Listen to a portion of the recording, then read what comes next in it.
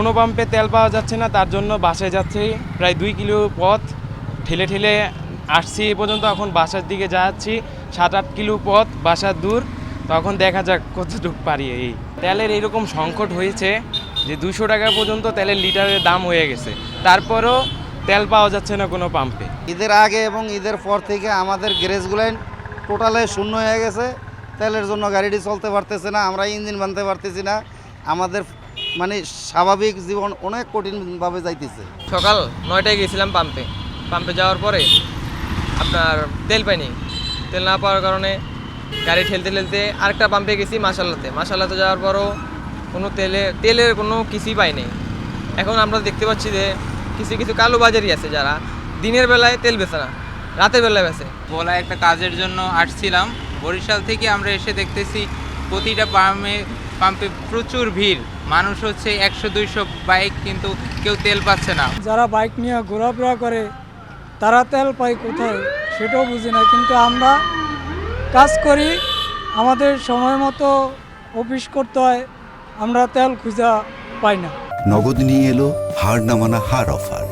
সর্বনিম্ন 10,000 টাকা রেমিটেন্স নগদে পাঠালে থাকছে স্বর্ণের হার জেতার সুযোগ।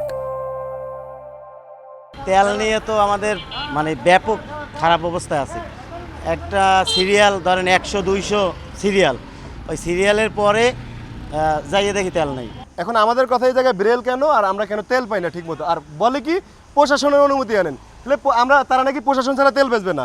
এটা আবার কেমন নিয়ে লিখে দেখ যে প্রশাসন ছাড়া আমরা তেল, ওই জায়গায় বলছে প্রশাসনের অনুমতি ছাড়া তেল হবে না, আর এটা প্রশাসনের জন্য। তাহলে এটা কেন রাখছে? এটা লিখে দেখ যে আমরা জনগণরা আসবো না। আমি আসছি 11:30টার সময়, আমাকে বলছে সিরিয়াল দেন, তো আমি সিরিয়াল দিছি।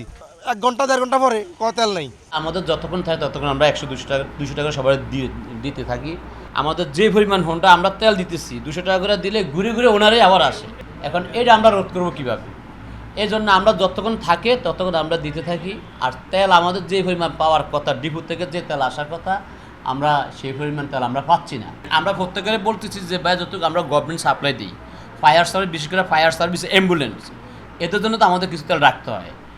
এটুকু রাখেছেন আমরা সবাইকে বন্টন করে দিই, 200-300 যারে যখন যাবে আমরা তা দিয়ে দিই। মানে জ্বালানি তেলকে কেন্দ্র করে যে একটা সংকট অবস্থার সৃষ্টি মানে কৃত্রিমভাবে তৈরি হচ্ছে বা মানুষের যে আতঙ্ক সৃষ্টি হচ্ছে, সেটা যেন না হয়, আমরা আমাদের বিজ্ঞ জ্বালানি ম্যাজিস্ট্রেট মহোদয়ের নির্দেশনাক্রমে নিয়মিতই টহল অভিযানগুলো চালাচ্ছি। এমনকি কালকে বন্ধের দিন ছিল, সেদিন আমাদের টিমগুলো সারাদিন তারা বিভিন্ন উপজেলা ভিত্তিক বা জোন ওয়াইজ কার্যক্রম চালিয়েছে। একই ব্যক্তি একাধিক পাম্পে সে তেল সংগ্রহ করার জন্য যাচ্ছে। একই ব্যক্তি কিন্তু বারবার সে তেলটা সংগ্রহ করার চেষ্টা করতেছে, এতে লাইন যেটা আছে বা বিল যেটা সেটা লেগে থাকছে, কিন্তু প্রকৃতপক্ষে অবস্থা আসলে এরকম না। আমরা যাওয়ার সময় অধিকাংশ দোকানি বন্ধ পাচ্ছে বা তারা তেল নেয়, এবং আমরা তল্লাশি চালিয়েও ওই অভিযোগগুলোর তেমন কোনো সততা পাইনি। তবে যেগুলোর পাওয়া গেছে তাদের বিরুদ্ধে আইনগত ব্যবস্থা নেওয়া হয়েছে, এমনকি সিলগালা করে দেওয়ার ব্যবস্থা করা হয়েছে।